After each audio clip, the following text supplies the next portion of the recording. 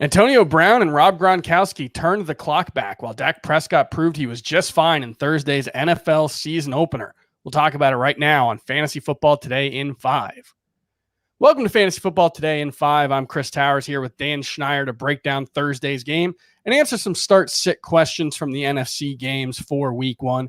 For more of that, you can listen to the full Fantasy Football Today podcast wherever you get your podcast. But we'll start out with Thursday's game. Dan, give me your biggest takeaway from the Cowboys in this game. And I think there's a pretty obvious one. My biggest takeaway from the Cowboys in this game is that Dak Prescott is fine. The offense is fine, even without Zach Martin. And not only that, Kellen Moore, once again proving to be one of the best play callers in the NFL, didn't even decide to run the ball on that Bucs front. Said, I don't want any part of this. He actually tried it on 1 3rd and 3 early that I think Dak actually audibled into. They got stopped, and that was kind of it for the run game, and they just did what they should do there, and they threw the ball. So I thought the passing game was awesome. Any reason to be concerned about Ezekiel Elliott's usage in this one? I have no reason to be concerned. I think it's just a good play caller, Kellen Moore, going away from what he knew was not going to work against that Bucs front and a funnel Bucs defense. So no concern for me. How about the Buccaneers in this one? I mean, reigning Super Bowl champions, they came out and won, put up 31 points. What's your takeaway here?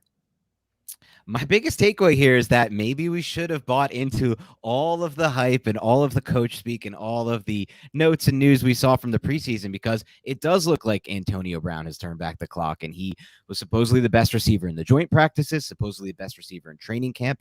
And not only that, they said Rob Gronkowski looked like a different player this training camp, had his legs under him after kind of just, I'm not going to say half going at it, but maybe not in his best shape last season coming off the COVID season. So both Gronkowski and Brown, to me, look like they might be assets this season in all fantasy leagues.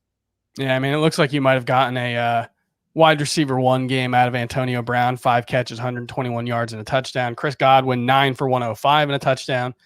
890 and 2 for Rob Gronkowski. Mike Evans, only 3 catches for 24 yards on 6 targets.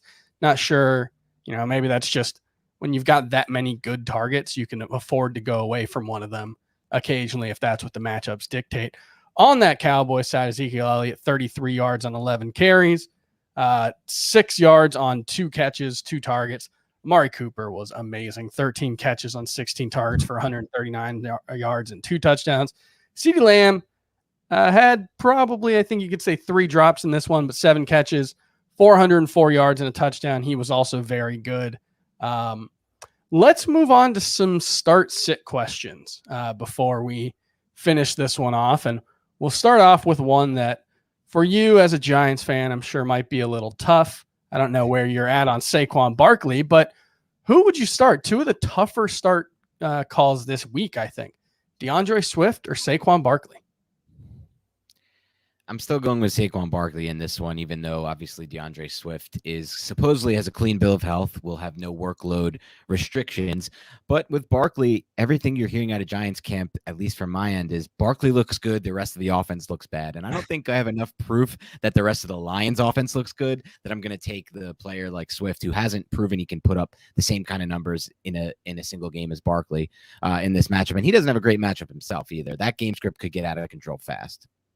Yep. Don't mean to pick on your Giants here, but we'll go with another player, Jerry Jeudy going against the Giants. Or we got a lot of questions about whether you should sit out Allen Robinson on our stream on Thursday afternoon.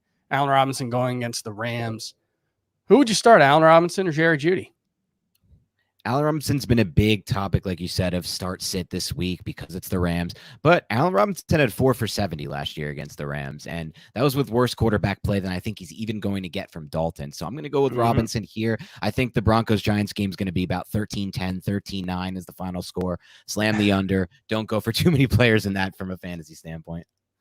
I agree on that one. I'm kind of on an island with Allen Robinson. I think he's my wide receiver 12 for this week, so I'm not too worried about the matchup. Let's finish it off with a couple of really trendy wide receivers. Who would you start, Laviska Shenault or Brandon Ayuk?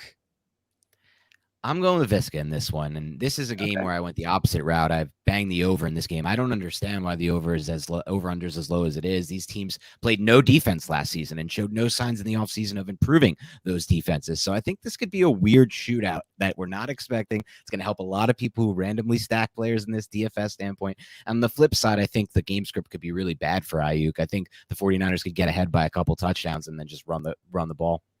Yeah, and we don't know exactly what the receiving hierarchy is gonna be there because we really haven't seen Ayuk, Debo, and George Kittle healthy all at the same time. And well, Ayuk's been limited in practice with a hamstring injury dating back to the last week of training camp, so he may not be 100%, and they may just ease off of him in this one. That's gonna do it for more fantasy football today in 5. Subscribe on Spotify, Apple, YouTube, wherever you get your podcasts, and we'll see you next time. Thanks.